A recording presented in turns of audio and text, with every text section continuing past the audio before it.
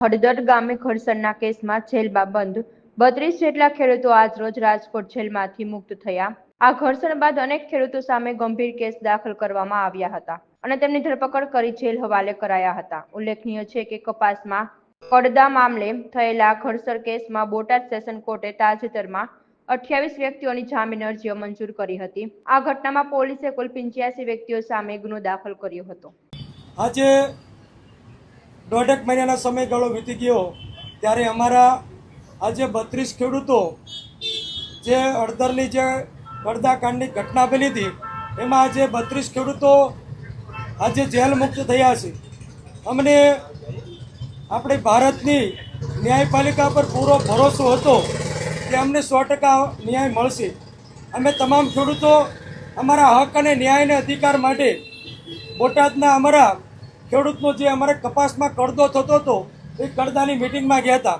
અમે અમારું શાંતિપૂર્વક ગાંધી ચિંધ્યા રાયના આંદોલનપૂર્વક અમારી માંગ અને અધિકાર માટે અમે લડતા હતા, પરંતુ કોઈ કાવતરાનો ભોગ બની અમને તમામ ખેડૂતોને જેલમાં પૂરવામાં આવ્યા હતા। પરંતુ અમને સૌ ખેડૂતોને આજે ન્યાયપાલિકાએ અમને જેલ મુક્ત કર્યા છે।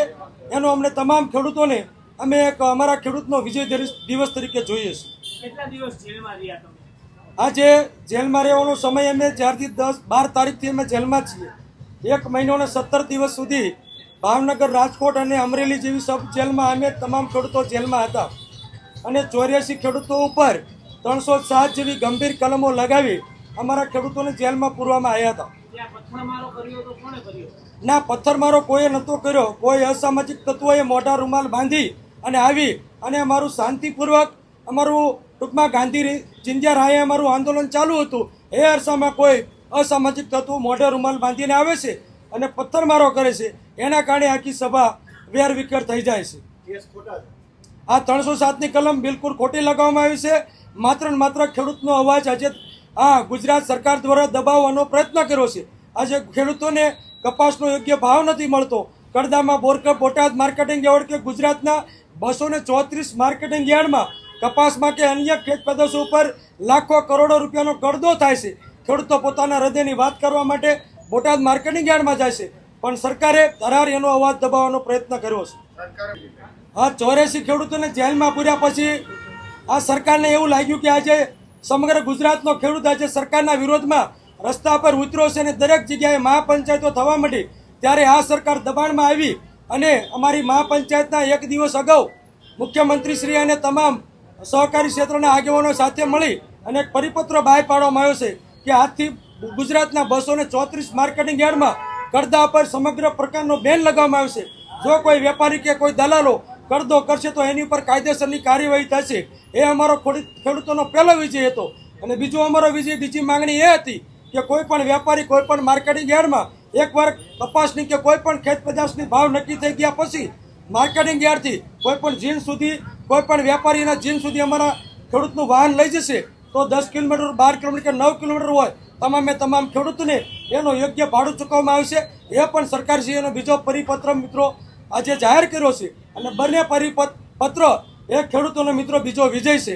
તો જે 84 ખેડૂતો અમારા જેલમાં ગયા છે એ 84 ખેડૂતોનું બલિદાન મિત્રો આજે યોગ્ય અને વ્યર્થ નથી ગયું, પણ સમગ્ર ગુજરાતના 54 લાખ ખેડૂતોને ન્યાય અને હકને અધિકાર 84 ખેડૂતો આજે અપાયું છે અને આજે 32 ખેડૂતો જેલ મુક્ત થયા છે।